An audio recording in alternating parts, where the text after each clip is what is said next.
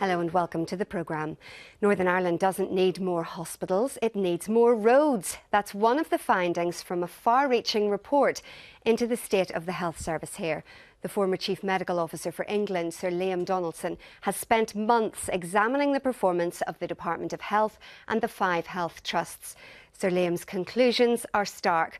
He says we have too many hospitals for a population of 1.8 million people, and he blames political and public pressure for keeping the 10 acute centres we have. He says patient safety is at risk because of inconsistencies between peak and off-peak services, which has led to a 2-tier system for many patients.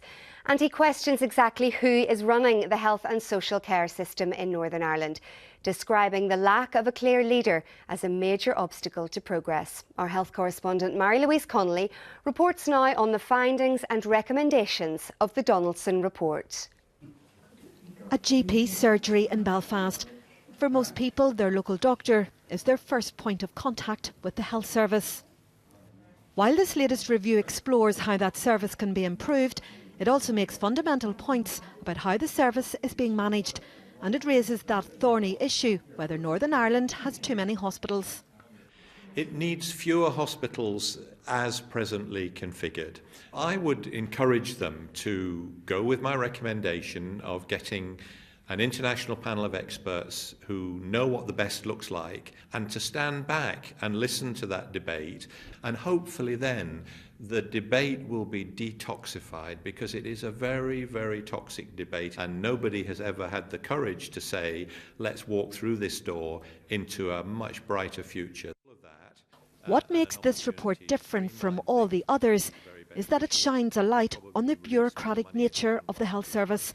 I think probably reduce the red tape and the bureaucracy, and possibly the size of some of the organisations, and maybe even just do it an entirely different way. But that's up to the people and the politicians and the health service leaders in Northern Ireland to decide. Among Sir Liam's 10 recommendations are to reduce the number of larger hospitals here under the Transforming Your Care proposals to possibly 4. Establishing an international panel of experts to ensure world-class standards of care. The redesign of the system for commissioning healthcare services. Better hospital inspections and a review of the policy on whistleblowing. And making the Patient and Client Council a more independent voice for health service users. On some issues, Sir Liam Donaldson pulls no punches, including on the healthcare document Transforming Your Care, which he says requires a rocket booster to implement it. And I think it is questionable to say we've paid £116,000 to simply tell us that Transforming Your Care has been too slow. I think we know these issues. What we need to do is get a sense of direction and action and delivery coming from that. The document's been broadly welcomed by health unions and those working on the front line. This report, it's honest, it's forthright, it calls a spade, and the good thing about it is patient-centred. It is focused on outcomes for the patients and service users. While much of what's contained in this report has been highlighted before, the most hard-hitting message from Sir Liam Donaldson is that politicians need to put all politicking aside, even if that means the closure of some hospitals. With an election looming, the response of politicians to this report will be an indication if they're seriously up to the challenge of transforming the local health service. Mary-Louise Connolly, BBC Newsline. Well, earlier I spoke to the Health Minister, Jim Wells, and asked him if he accepted hospitals would need to close in the future. We have a very dispersed health service provision. And we need to encourage people to discuss what's the best way of reconfiguring that to meet patient need. Did we not have that in the recent report, Transforming Your Care? They said we should go down to 6 hospitals. We've had several reports, Tara, which have outlined this issue, and each time we've held back from having the discussion which we need, the very honest discussion as to what do we do to ensure that we provide a modern healthcare system to 1.8 million people in a way that's safe, sustainable and effective. Are you instilling any confidence in the public this evening that you will be any different, that you will take charge here and you will make a change this time? If we don't take steps, we run the risk of spreading our expertise and our services so thinly that they're no longer effective, and we have to avoid that. And we also may reach a stage where the Royal Colleges and the BMA dictate the situation and tell us we can't continue at certain locations.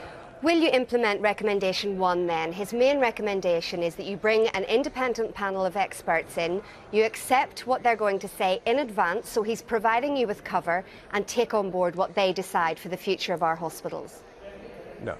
I think that would be abrogating my responsibility as Minister and the Assembly's role in this and the Executive. So what I'm saying, Liam Donaldson's recommendation will prompt the debate. Let's have it and let's come to a conclusion that we can all sign up to for the future provision. So we're taking this forward, and I welcome the fact that he stimulated that issue. But what's different then, this time, than all the previous debates we've been having over the last 20 years? We've debated the issue, we've said we need fewer hospitals, and there's no political will. And the report is quite clear that the reason we haven't made the change is because of political and public pressure. We have to buy in the support of the community and of their elected representatives. This has to be a joint decision taken by all the parties and interest groups in Northern Ireland. How are you going to do that? We've had, sorry, Minister, to cut across you. We've had recent examples of this. Alex Easton within your own party, Dahi Mackay within Sinn Féin, going and campaigning with people in the local community about services not being closed. What can you say that is going to be different this time, that politicians will actually make the decisions that need to be made according to this report? We have to take a decision which is best for all the people of Northern Ireland, rather than individual groups saying, change by all means, but don't change in my area.